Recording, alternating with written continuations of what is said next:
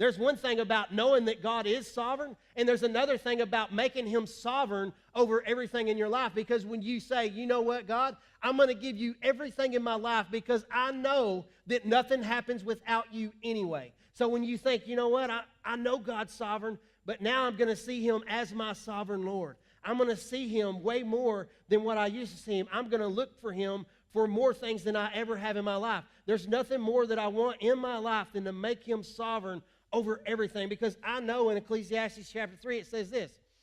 It says that each of them may eat and drink and find satisfaction in all their toil.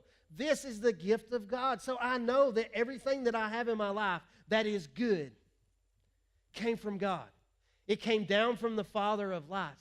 I know that everything God does will endure forever. I know that if I put my life in the things of God, those are the things that endure forever. Those are the things that cannot be shaken. Those are the treasures when you make him sovereign Lord over your life and you begin to trust him for everything in your life. Those are the things, and you begin to give your life because he is sovereign. You're starting to build treasures in heaven. You're starting to build those things that last forever. You're not putting all your trust in the things of this world, but you're giving everything to the things of God. And when you do that, I know that everything God does will endure forever. Nothing can be added to it, and nothing can take away from it. God does it so that people will fear him.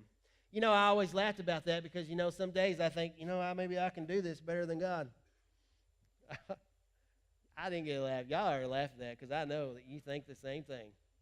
You see something you face a circumstance, and you want to do it your way instead of listening to God for his way.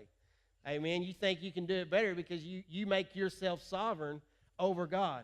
And when you put yourself in the place of where God's supposed to be, everything in your life is going to become difficult. Everything in your life is going to become harder. You're going to start climbing a mountain that's much more steeper when God said, have faith in me like a mustard seed and I will move that mountain. You're trying to climb mountains. God's trying to move, because when you make yourself sovereign where God should be, you are creating difficulty in your life, right?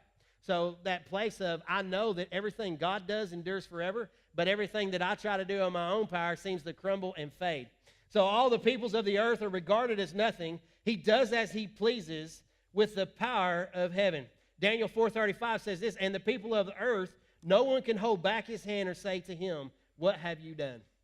You know, outside of putting yourself where God is, when you should put God where you are, because you make him sovereign over your life, and then not question what he's doing. You know, we have a tendency to say, I don't know why this is happening this way in my life, and you begin to question God's judgment. And I think that's important to understand, that when you make him sovereign Lord, you have to go with what he says. You have to do with the things he wants you to do, and you certainly have to start walking in the things that he wants you to walk in, whether you like it or not. I've been in some situations in my faith where I'm thinking, God, why have you put me in this? What have you done that created me to be here in my life?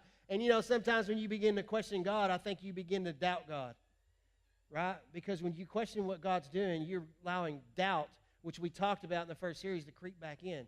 Sometimes I have to just trust that it was from God, and I have to be thankful for that and commemorate the day that God delivered me out of the land of Egypt. Say, okay, God, you did this for me, and I know that everything that you're doing for me now is better than the way I could handle it, right? God is holy. So when you think about the holiness of God, you think about the things of Christ. In 1 Peter 1, chapter 14 through 16, it says, as obedient children, do not conform to the evil desires you had when you lived in arrogance, but just as he who called you is holy. So be holy in all you do, for it is written, be holy because I am holy. You know, when I think about this verse, I think about, you know, we allowed those things to be shaken up over the past 4 weeks, and now we're trying to remain in those things that cannot be shaken. The holiness of God is the nature of God, isn't it? He says, for I am holy, you be holy. And I know that I don't live every day in the holiness bliss of the Holy Spirit because you allow things to shake you out of it. But I cannot tell you, we should be, as Christians today, truly trying to walk in the faith and in the Spirit as the best of our abilities. For I am holy, you be holy. As you relinquish those things that are being shaken by the Holy Spirit, and you begin to walk into the unshakable nature of God, I think you're going to find out that you're